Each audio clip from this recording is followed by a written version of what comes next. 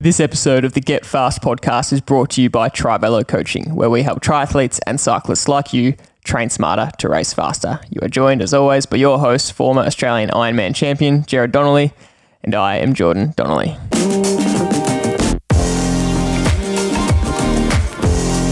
After much uncertainty and a change of date, this weekend the Geelong 70.3 is finally happening. And we are recording this episode 2 days before the race. However, by the time this episode is released, it will be after the race has happened. But because we're so excited that a race is actually going ahead, today we're talking about how to prepare for your upcoming race. Whether that's your first race or it's your 10th, there are things you need to know or be reminded of in order to have the best race day possible. And just because you may have done plenty of races before, that doesn't mean you've been doing them in a way that could be getting you the best result. Okay, so today's topic is how to prepare for your upcoming race. But before that, Dad, what's caught your attention?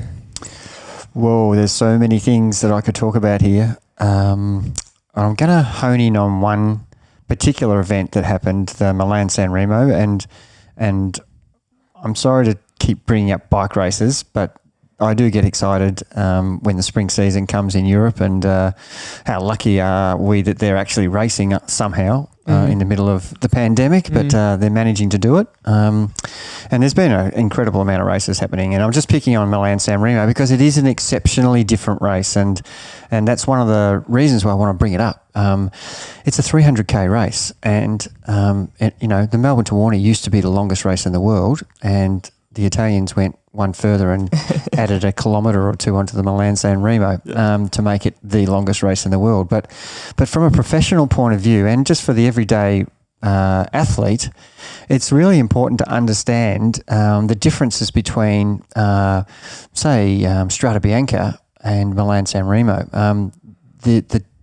The volume of riding time is so significantly different, and the outcome is a result of what you do in the race throughout the whole day will determine how well you finish. And this is a classic example of this race. So that's why I wanted to bring it up is, to ride 300k and ride, the last 60k is probably where the race is, and you've watched the last 60k.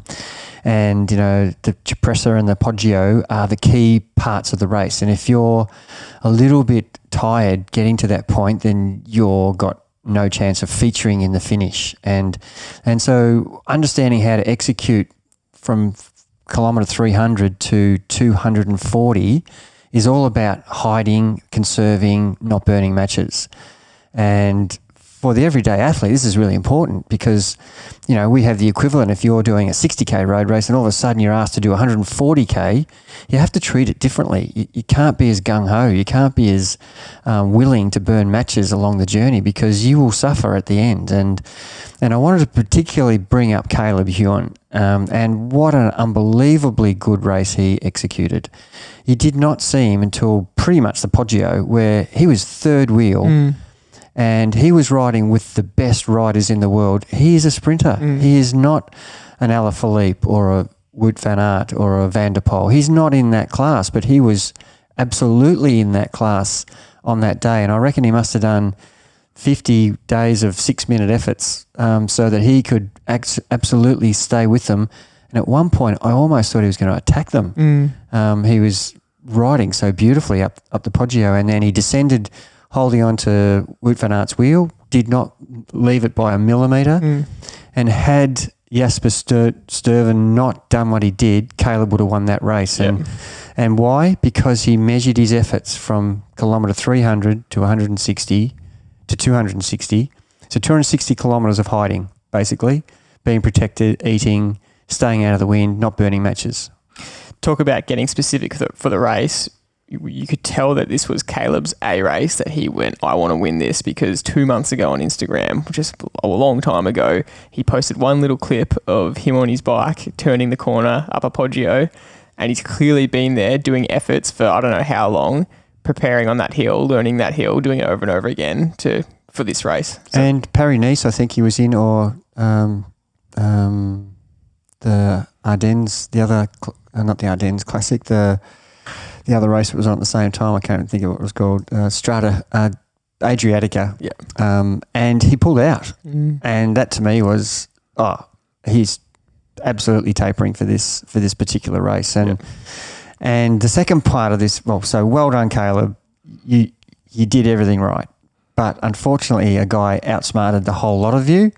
And what a fantastic result that was for a guy who was not going to win the bunch sprint. So he had one chance in 10 of doing a breakaway and getting caught on the line and losing. And it was Jens Voigt-esque. I have 1% chance or I have 0% chance. I'll take 1% every day. And he attacked and they didn't catch him. It was incredible. Yeah. And I love to see someone risk everything. What do I want to come, 5th or 10th or 1st? And I'll put up with coming 10th if I risk it and it doesn't work. 10th is 10th, but I want to win. Yeah. And what a great outcome. Because everyone behind just played just too many games of hesitation, didn't they? Because they were only 10 metres behind him at the finish line, but they just kept hesitating. It just shows you just keep risking and you will get the big risk, big reward, but also big risk, massive poor result. That's pretty much what caught my attention. Yeah, that's great. So what's caught my attention, and I'm going to touch on a topic that I believe is highly underrated, and to be honest, most people either just scoff at it or just nod their head and they move on when they hear this topic, but I really think it's worth paying attention to and thinking more about, and we're going to include it in the podcast more regularly because of this, and the topic is gratitude. So I want to tell a story about gratitude, and this is why I believe it is so important. So I used to run a boot camp in the city, a fitness boot camp. We'd be there every morning doing big fitness outdoor activities with a whole group of people. And we started, I can't remember why we started it, but we just thought it'd be a good idea to start with because we knew the power of gratitude and how good it is for your mindset, how healthy it is to practice being grateful for things in your life. And so we started this practice with our group that every time the session would finish, in the last 5 minutes, we'd do our cool down, we'd all sit in a circle and stretch, and everyone would go around the circle and say something that they were grateful for. And it could be anything. And at the start, everyone found it a little bit weird, but very quickly people caught on and it became such a good part of boot camp that people looked forward to coming just to be part of the gratitude circle at the end.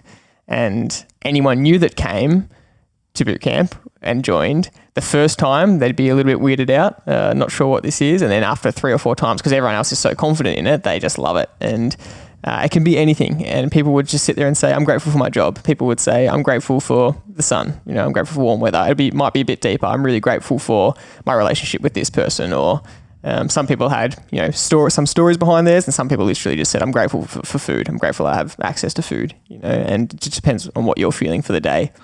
But what we noticed was something really powerful happened among the group of boot campers, was that people started going about their days, their day-to-day life, trying to find things that they were grateful for to be able to say at boot camp the next day. We were there every day training. And so you didn't want to sit there in the gratitude circle and have nothing to be grateful for. So people were going about their day, trying to look for things to be grateful for. And how powerful is that if you're spending your whole day pointing out things that, is that good enough to say tomorrow? Is that good enough? People might try and one-up each other sometimes in terms of their gratitude. What are you doing? You're searching for positive daily activities. I can't tell you how much of a profound effect this had on the boot campers. And it was something that's, mental, but it was so visible. It was so physically visible. And we talk a lot about how mental illness is invisible. Well, this mental healthiness was visible, and it was quite incredible to see. And there was one particular woman who came, and she was, I have to say, without a doubt, the most negative woman I've ever met in my life. But good on her. She came to boot camp and she really wanted to improve her health. And almost everything she said, and when she came to these sessions, was a complaint or something negative. And we would have funny conversations with her, and I would actually take the mickey out of her to her to say, are you going to say something positive or is it something negative? And she heard me, but she kept going on her ways. It was just a habit, I guess. But she was the most profound change, because after, it would have been about 6 months of doing gratitude circles every day, she was starting to come to boot camp and her whole language of her life shifted, and she just stopped saying negative things. She just stopped complaining. And I can't tell you how much of a positive impact that had on her life personally. And for me, that was quite incredible to see how someone shifted the way they spoke and viewed about their life just by this daily practice of reminding themselves of what they're grateful for. And that story actually gives me goosebumps because after 6 months, me and my business partner who we were running it with, we couldn't believe it. We said to each other in the car one day, can you believe this change that this person has had just from this simple practice? And it would have had the same effect on the people around her. Noticing the change. It doesn't happen like anything in life. Yeah. You can't just flick a switch. Yeah. It takes time for your body and your brain, physically and mentally, to adapt to change. Yeah. And I don't know what the neuroscience is behind it, but I would not be surprised if, neurologically your body changed by focusing on these things. And so it's a common notion that everyone says try and be more grateful, but you actually have to do something about it. And the act of verbally saying something out loud to a group obviously had that change. And so you can do this by writing down something you're grateful for each day. You can just say it to yourself, but it would be useful to say it to a partner or a friend or someone at work each day. And so we're going to include it as part of the podcast from now on to remind ourselves and remind you, the listener, of the power of this. And because we were talking about it over the last couple of weeks, and we both agree that it was something really powerful and something that we wanted to share on the podcast that really has a positive impact on your life. And so we encourage you to have a conscious think about what you're grateful for. And then whenever we say something on the episode that we're grateful for, have a think about what it is for you. So I'll start today and say what I'm grateful for is the fact that I'm actually injured at the moment. And every time I'm injured, it's a great reminder for me of how grateful I am to be able to train and how much I love training. And while it's frustrating while I'm injured, it just reminds me and gives me that drive and passion to be able to go for a run again. Because when I can't train, all I want to do is go for a run and go stretch my legs and spread my legs. And so for me, it feels even more powerful for how much I love training when I can't train. So it's once something's taken away from you, it's like the fear of missing out, isn't it? Yeah. You desire it more and more, and that truly shows you have a passion for what you're doing. Yeah, which is a great it's a realization, isn't it? Yeah, definitely. So what are you grateful for? I'm going to dig deep into the history here, and I'm just going to come out with this. So not many people would know I have never been near a triathlon since 1990. The Commonwealth Games is the last event I ever did in New Zealand, in Auckland. And for whatever reason, and there are many, I've never set foot back into a triathlon. And that's my decision, and I'm really happy with that decision. But this year I decided that I would really get myself back involved in thinking about, because there's a new event come which is called an aqua bike. And actually competing. Actually competing in triathlon again. So I've lined up for the Geelong Teams event, which is on the 21st of February, and that got cancelled. So that was a sign from above. That was pretty funny. Yeah. And then the next event you and I were lined up for was the Sufferfest at Safety Beach, and you were injured and I happened to spend a couple of days in hospital. So we missed that one. Yeah. So this weekend I am eternally grateful that I look like I might get to the start line, and believe me, in triathlon or in any sport, getting to the start line is half the battle. Maybe it's 90% of the battle. And when you get to the start line, all you got to do is execute, which we'll talk about later. But I am eternally grateful for the opportunity that I now have been given to actually resume the sport that I love the most. That's amazing. And it's something you've been reminding all our athletes of is, don't forget how amazing is it that we get to race this weekend. Be grateful that the race is actually on, because it could have been cancelled totally. So. Yeah. And except for some professional sports that are unbelievably continuing around the world, where COVID is just rampant, and we are so fortunate, and we should be grateful in Australia that we are on top of the pandemic at the moment, and that we are able to participate in an event and a sport that we love.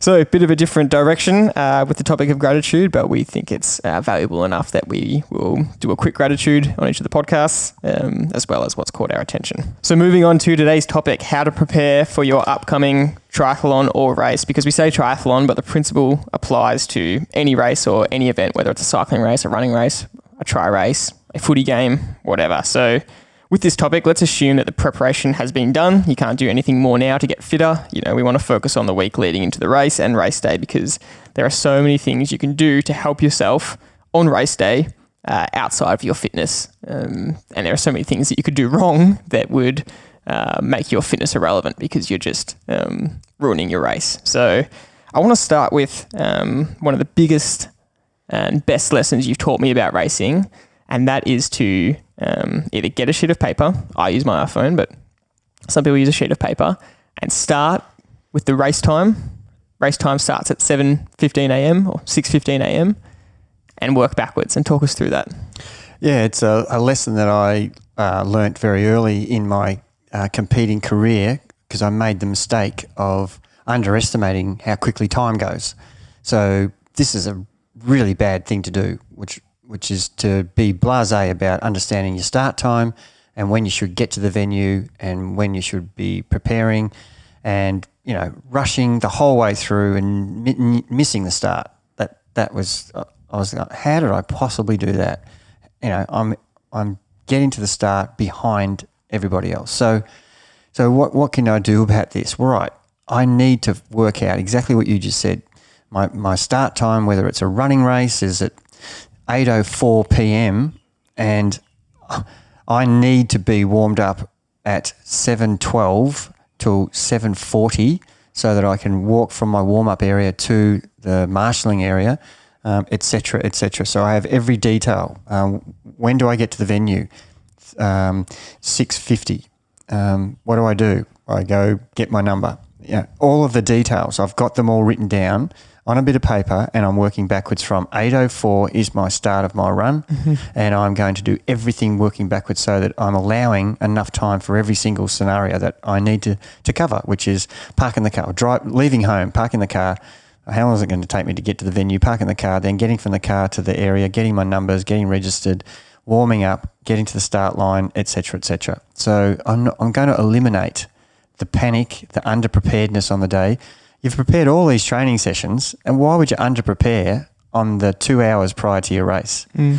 It's the key to making sure that you have a good outcome. As you know, warm-up is key. And if you start a race without a warm-up, you're going to spend the first half of the race warming up, which is not going to give you the outcome you want. So I can't emphasise how important it is. Yeah, and the biggest lesson I've learned is that you can't be too meticulous with it. So you end up having two lists. You should have your packing list, which is the day before, and make that the week out, with every single thing you need to pack, so that you can just cross it off once you've packed it. So you're not worried about forgetting anything, and you don't have to trust yourself in the moment to remember something. And then the second is that timing list. And one of our athletes posted in our group this week, and they wrote down on a sheet of paper their whole packing list, and that's their way of crossing it off. And I commented and said, I use the iPhone notes because you can use a little checkbox. Yep. But I am as meticulous as you're saying. For every race now, I'll put start time, 7 a.m. and I literally put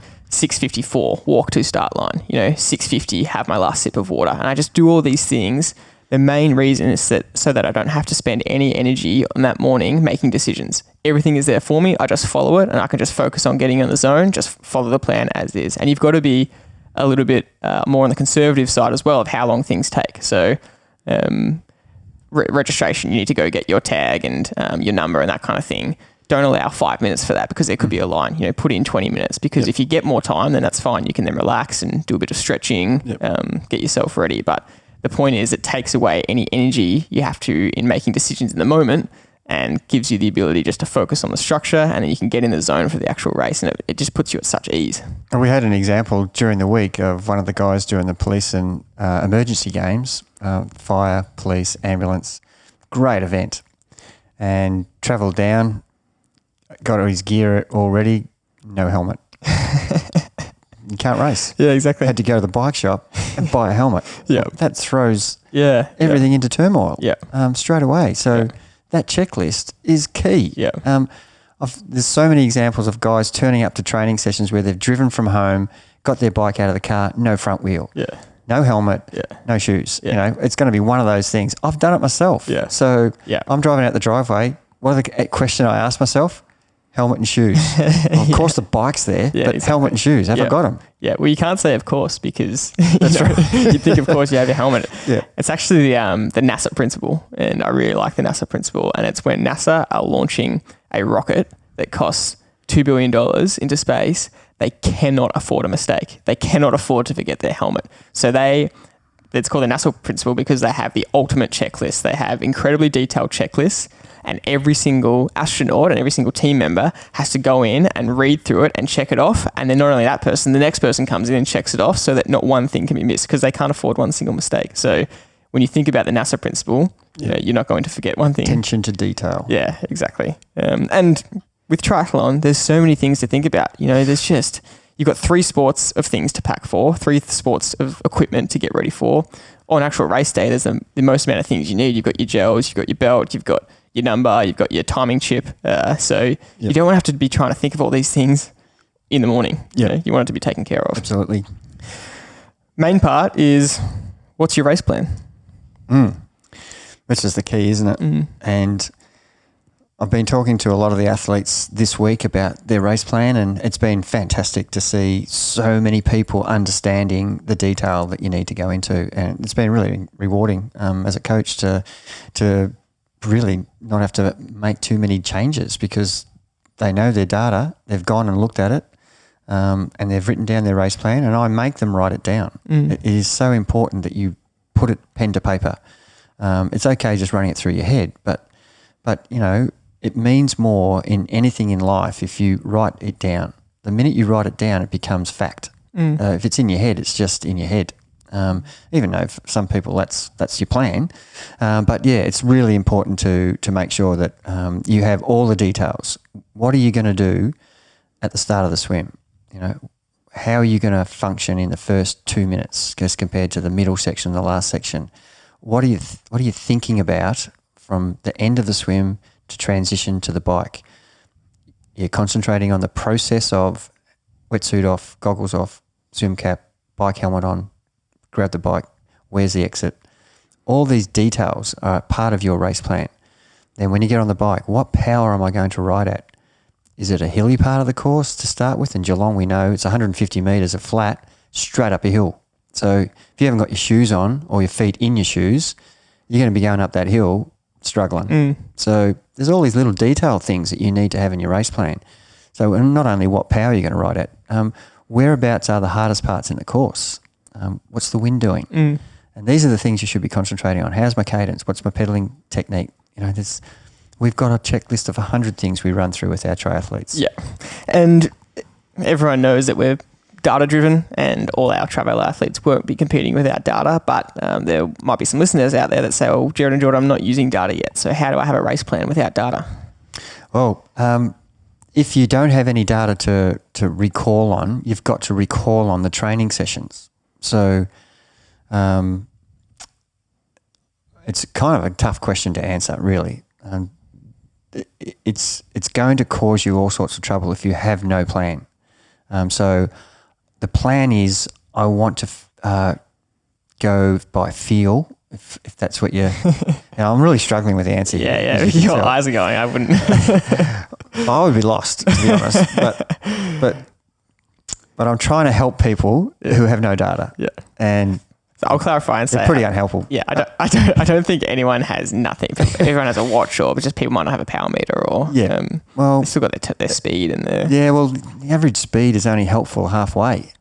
Because but let's take Geelong. It's 45K out and back.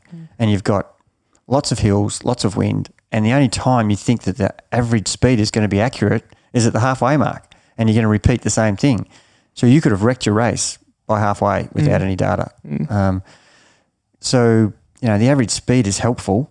Your heart rate, well, it takes 10 minutes for your heart rate to get into the zone that it should be in. So you could spend the first 10 minutes riding too hard and you're in the red zone. So you've built up lactate up that you're going to have to deal with for the next 90K. So it's helpful, but it's only helpful during the from the 10-minute mark onwards. Now, even some people it takes 20 minutes because they've got such levels of fitness and their freshness is so good and they're tapered. Yeah. So it will take a while for your heart rate to get in the zone it is, but it is helpful. Yeah. So they're the only two things that you can, and by feel, obviously. But of course, you are so tapered and fresh, you feel magnificent in the first 20K.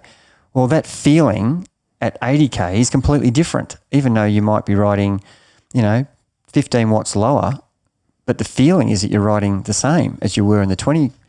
But that's the trouble with going by feel. It feels what you feel is just what you feel. That was the answer I was looking for, though. And there's a word you use, which is a key word, because I have heard you help someone that had no data, and you said, well, here's my advice anyway. And the word you used was just conserve, all day conserve. Yep. Because exactly what you said then, you might feel good at 20K, but you won't feel good at 80K. So 20K, 30K, 40K, 50K, keep conserving. And then in the back half, once you start feeling heavier, you get a truer indication of really how you're going. Yeah, and look, endurance sport is all about patience. And, if we use the Milan-San Remo race, 300K, it's easy to show your face on the camera and ride hard up some of the hills, or drop back and have to chase back onto the bunch. These are things that are not a patient athlete's things. He wants to just spend no energy with anything other than conserving, because that's what endurance races are: patience and conserving. Yep, and I guess that's why we're data driven, because it is much easier to be confident in a plan. And why are we? Well, it's principally, and I've said this a couple of times during the week to the athletes we're coaching. I've said, why are we using the data so much? Well, obviously, it will prevent us at the start of the swim from going too hard, at the start of the bike from riding power that's way too high, that's unsustainable, and from the start of the run from running a pace that's unsustainable. So they're the three key reasons why we use data, and that's to stop you from wrecking your race in the swim, bike and run. So if you use data for only that, then you've succeeded. Yep. But the next reason we use data is because it's a continual guide. It's like a map. It's like a map we're using throughout the day. And obviously no course in a triathlon is pancake flat with no wind. So you can't ride the same power over a 90K ride that you could if you were on a velodrome, where it's, no wind, indoors, pancake flat. And you sit on 240 watts for 2 hours, 10 minutes. You wouldn't want to anyway. It's the most uncomfortable. It is. Yeah. But in a triathlon, that doesn't happen. So you need to understand a lot more about it. When to ride hard, when to ride easier. And your power will fluctuate. And understanding that is what the race plan is all about. And that's the key message I'm telling to all our triathletes during the week. What to ride at various times in the course. Where is the wind? Where are the hills? And that's what the plan's about. Not only at the start for stopping you from going too hard, but actually executing properly with detail throughout the rest of the day on the bike and on the run. Yeah, perfect. So talk to me about the principle of having your 3 potential scenarios, because this really helps me mentally. Yeah, so we are a confident group of humans that we want to have the best outcome, even if we've had an average preparation, a shocking preparation, or a perfect preparation. We still expect our ambitions in life are generally always higher than our ability. And there's very few people who could argue with that. What you want to do and what you can do, the person who's closest to that, keeping them together, is going to get the best outcome. The person who's got, and I see it all the time when people send me a race plan, I just go, whoa, that's just not going to happen. Why do they get these numbers from? They're not numbers they've trained to. I don't even know why they're thinking about. Yeah. Their average wattage might be 160 for 90%. And they're saying they're going to ride at 180. And I'm just looking at it saying, where did you get that information from? That's ambition and ability confused. And so we really try our best to get those two things as close as possible. So the 3 scenarios we're really going to hone in on here is, on my best day, this is how I'm going to feel. And I'll execute, because I know halfway through the swim or the ride or the run that I'm on a good one. And therefore, I'm going to go for my top result, which is my PB. And I'm going to do everything I can because I think it's going to happen today. I've got the feelings that it's going to happen today. And that's something that continues to evolve as you go through the race. And obviously, in an endurance race, that can change very quickly. We're talking about an Ironman, at 6 hours, you could be quite comfortable. And then at 7 hours 30, you've fallen apart. But, hopefully that's not going to be the case because you've trained and prepared properly. But scenario A is we're striving for our goal, we've got our goal, and we're on target. Okay, scenario B is I'm not actually feeling that good today. What is a good outcome today that I can get? And I know that I'm not going to achieve my PB. So So I've then got to rethink the numbers, the data that I'm actually going to, and realign my thinking, my thought process, and concentrate on that. Not drop my bundle. Oh shit, it's all done. Today's a waste. Absolutely not. You can learn so much more about consistency and sticking with a task and never giving up and mentally pushing through. But go for a second tier option, which might be 10% worse than that. And that's okay, because you live to fight another day. Mm-hmm. And the third option is, if it's all going pear-shaped, if nothing's going well and you feel like stopping, then this is the challenge I set out to people. Don't give up. Mentally finish the event, unless you are so injured that you're going to do more damage and it's unhealthy for your well-being. Doesn't matter whether you're half an hour behind your goal or an hour. Don't give up. Mm-hmm. Push yourself through. You will be so glad that for once in your life you've actually not thrown the towel in, and you've finished the task that you started, and you'll actually be happy. You'll be disappointed with your result, but you'll be pleased with your never giving up attitude. And I think you'll still get an outcome. You'll get a PB. You'll get close, if not off the PB, but close to it. But you'll still finish the event.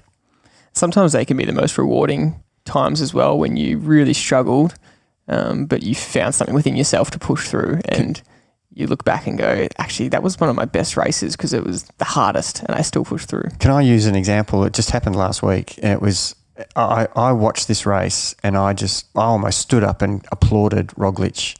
So he's winning Paris-Nice. It's the last stage. He can't lose. He's that far ahead.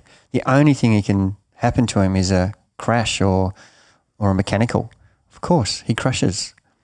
And instantly he crashes, he gets back on the bike, chases back on, and he's back in, and he's got the thing covered again. He crashes again. I don't know if anybody saw this. Mm. And now he's having a hard time. He's off the back of the pack. He's got no skin left on either side of his legs, and he's done his shoulder, I think. I think his shoulder was dislocated, and someone put it in before he got back on his bike. And he rode the best ride I've ever seen a cyclist do in all the years I've been watching. He put his head down, and there was a bunch of 60 riders up the road, and they all had race radio telling them that Roglic had crashed and he's off the back and he's not going to get back on. And they all went to the front and rode as hard as they could, so he couldn't. So he had the whole race against him, and not just one team. Mm-hmm. Bora, Quick Step. There were other teams all pushing to move their riders up in GC, and it's fair enough. Mm-hmm. That's part of racing. Yep. But this guy did not give up. He rode a 40K time trial, and the good thing was there were other team riders helping him at various stages for 4 minutes, 5 minutes. Buhani, who's a sprinter, rode with him for 15 minutes and gave him a little rest. And I just thought that Roglic must have such a good respect in the bunch, that all these guys were willing, who weren't his teammates, willing to help him on this journey. And he never complained. He never threw his arms up. He wasn't angry. He had his head down. He was riding as hard as he could. And he only lost 3 minutes to the bunch. The after interview congratulated the Bora guy for winning. No complaints. Mm. That was exceptional behaviour of someone who made the most out of a shocking situation. That was his tour. He's lost the Tour de France on the last day. Yep. That would have been mind-blowing, monumentally bad for your mindset. And he never lost the plot. And he's won other races since then. Yep. And here he is at a 7-stage Paris-Nice.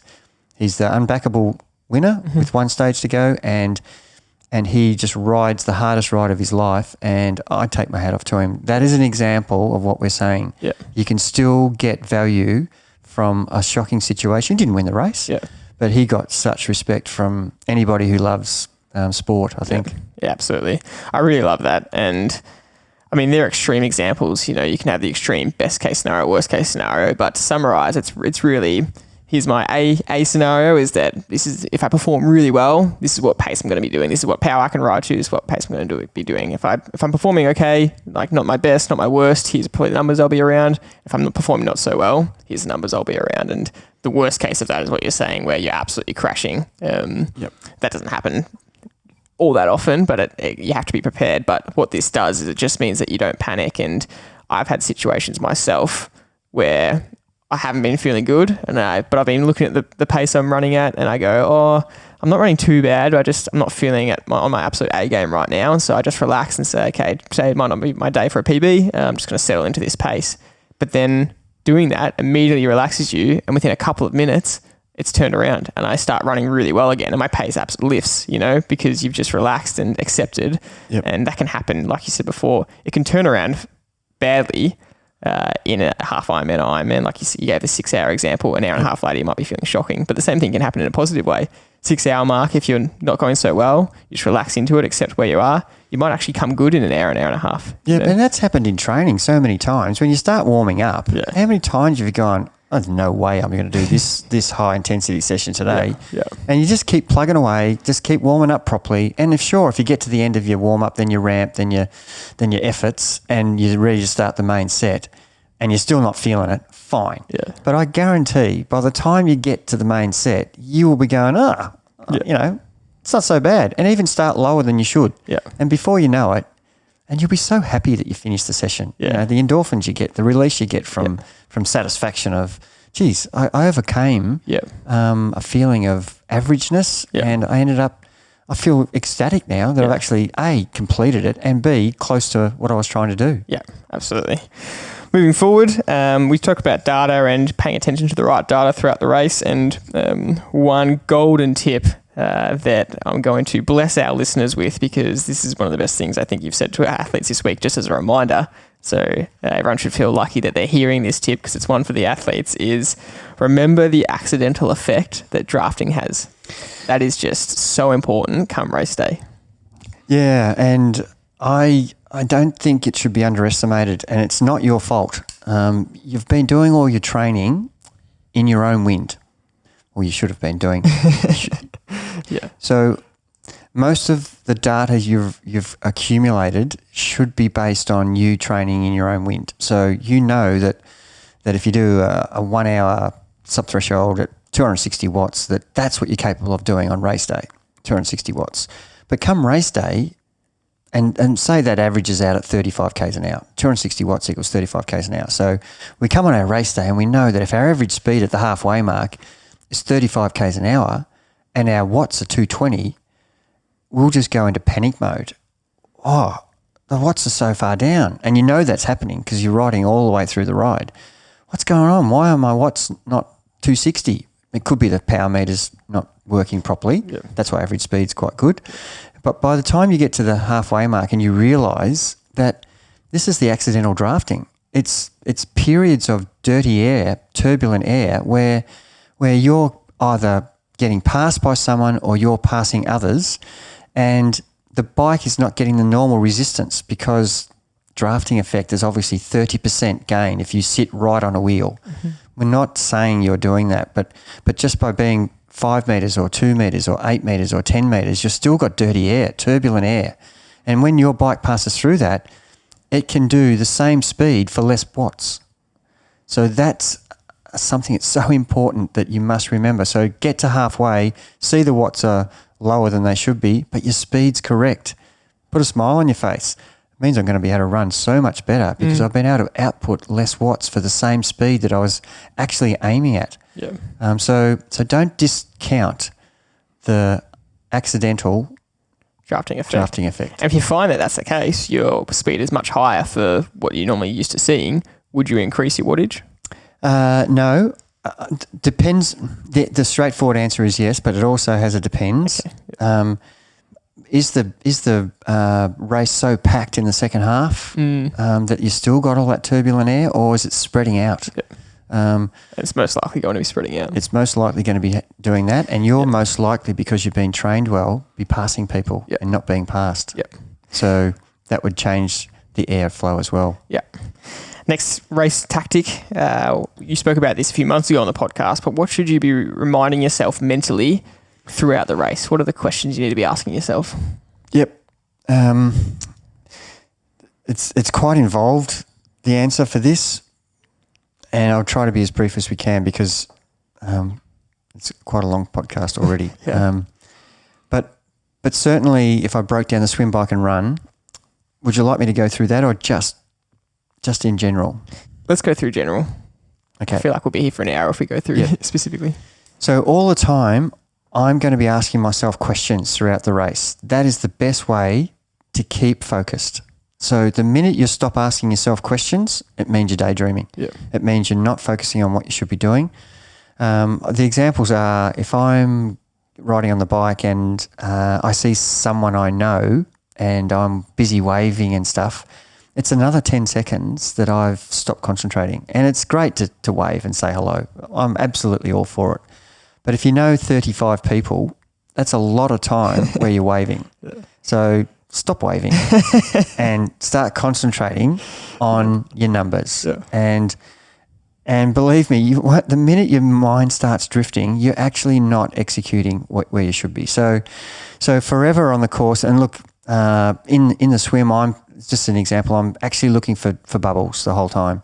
I'm looking for free water, which is, bubbles means it's moving water in my direction. So that's what I'm searching for. On the bike, I'm absolutely searching for where the wind is and where I am on the course. Am I on a hill, uphill? Am I downhill? Or am I on the flat? So wind and the terrain. Mm-hmm. And the third thing I'm thinking about is how am I pedaling? Am I pedaling full 360 degrees? Am I pulling up on the pedal stroke? Is my cadence showing 70 something?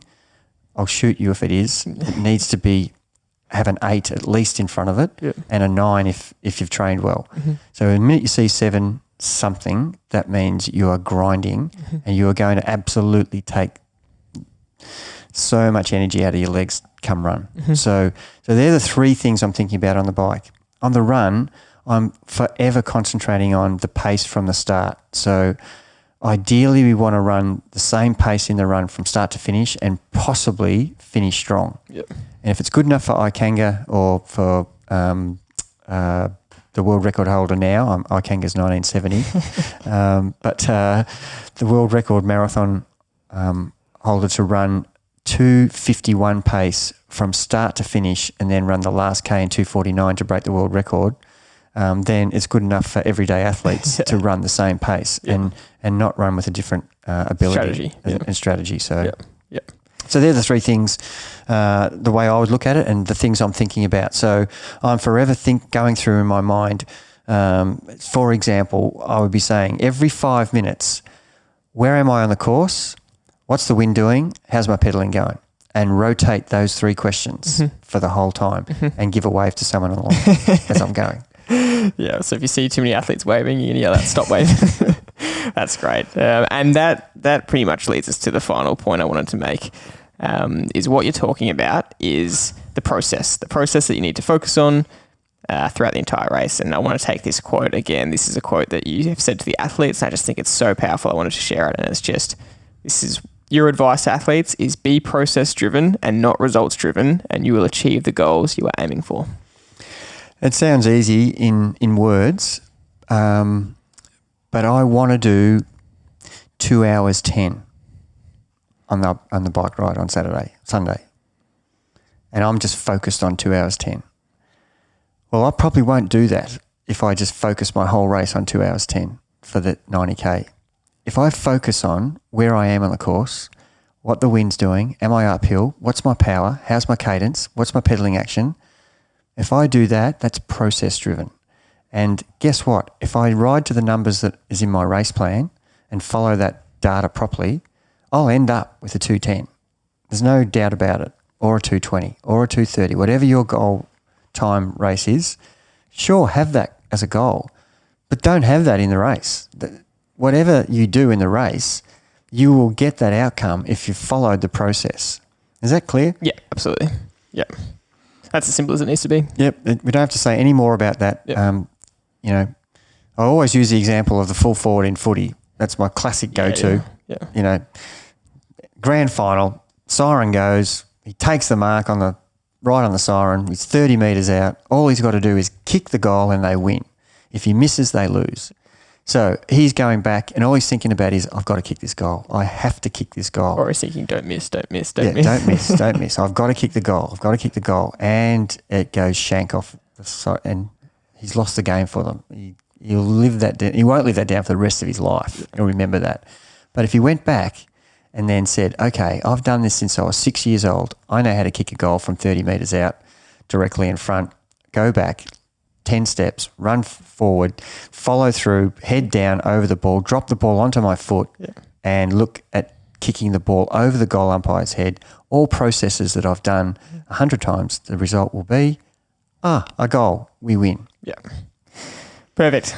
And last thing, again, I think I've said this 3 times this episode that this is my favourite thing, but I put this in bold in our notes because when I asked you for some points about this topic, this was the best point that you raised and said, this absolutely has to be said. So tell us this final point, after everything we've said about race plan and strategy and process, what's the final point? I want everybody to get their best result. There's no doubt about that. And we've given everybody a strategy and a plan and an idea of things to think about to get that result.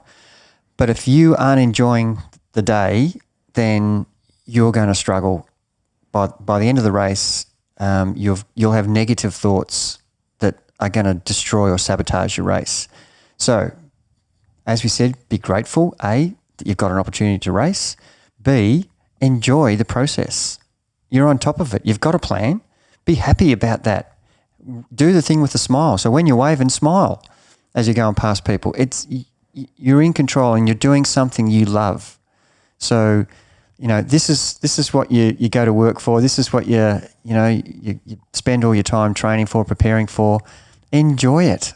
Enjoy the day and don't put pressure on yourself to perform.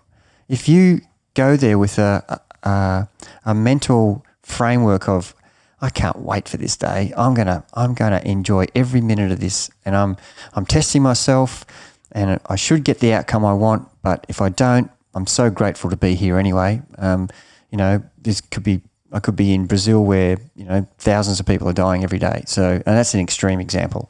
But the minute you get back to your roots of this is what I love doing, then you will have a good outcome. There's no doubt in my mind. The minute you start thinking with negative thoughts about this is a pain, this is a chore, I don't know what I'm doing, too much pressure. You shouldn't be doing it. Yeah. So if you haven't got that enjoyment factor, then that's a really big missing link. Soak it all in. All right, that finishes that topic. And the last thing we're going to do in this episode is we have decided to answer a question from a listener. We got a message from a listener and we're going to answer it on here. If you do have any questions, feel free to send them to us. You can message us on any of the social media platforms, Instagram or Facebook Traveller Coaching, and we will answer some future ones on the podcast as well. So this fan said, I'm a fan of the page and podcast. Very useful content you guys are putting out. So thank you. That's our pleasure. I have a question. As a triathlete, I struggle with running as my legs aren't as conditioned for long distance training. I always pull up sore, especially calves and shin area for distances more than 10 kilometers. I'm currently doing swim, ride and run 3 times a week, each session having different intentions. I'm strong on the bike and coaches / osteos recommend cutting back a day on the bike to condition more to the run. I feel as though there's more time spent on the bike in a race, and it being my strongest leg, I should do more time on the bike and maybe just cut one day of the swim. Can I have your thoughts on the situation? If you can, please. Thanks, legends. Okay, there's a whole lot of answers in that question. I'll try and go through them quickly. The main point he's asking is, the bike's my strongest. Should I cut it and sacrifice for the run? The quick answer to that is no. Keep working on your strength. B, do cut a session out of the swim because you need to become a better runner.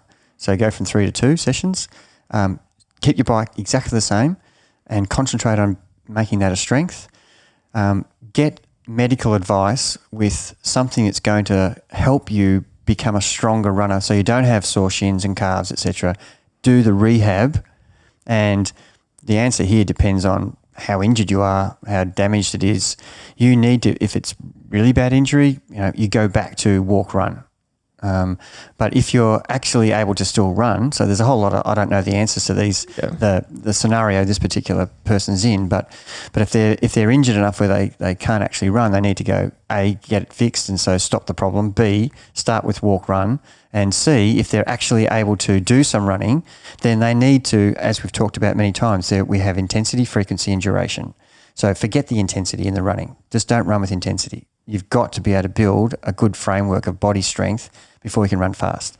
Okay, the frequency of running is something that we can control. The duration we can control as well. Well, of course we can control the intensity, but we don't add time to the duration of our runs. We have, in fact, the opposite. We run shorter but more frequently. So he's doing 3 runs a week. We need to push that to 5 if he's able to run without injury. Yeah. So we would do shorter runs, but more of them, and keep our endurance progressing through the journey.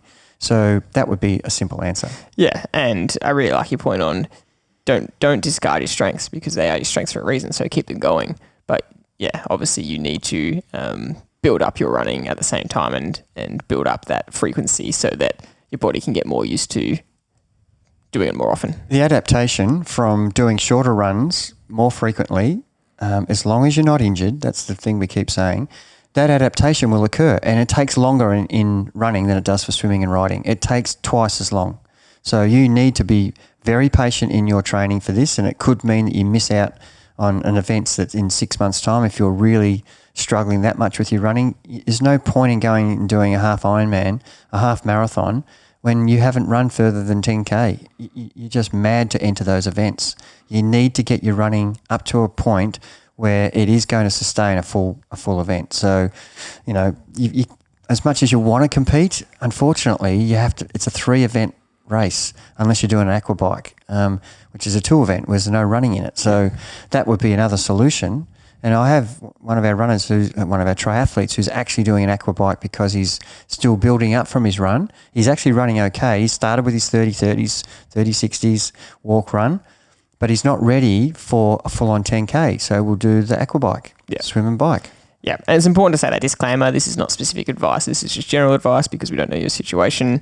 And the reason you give such a conservative answer around injury is because we wouldn't want anyone to push themselves silly if they're at risk of injury. He might just be saying, I get sore calves and shins, but they're fine. He could be handling the distance fine. We don't know that, and so that's why we don't want to give any we're not in a position to give any specific medical advice around running on injured legs. All our answers are based around if you can or can't run. So yeah. But thank you for sending that question in. Feel free to send any more questions in. As I said, this has been a pretty epic episode. I've really enjoyed it. Thank you very much for listening, and we'll see you next time.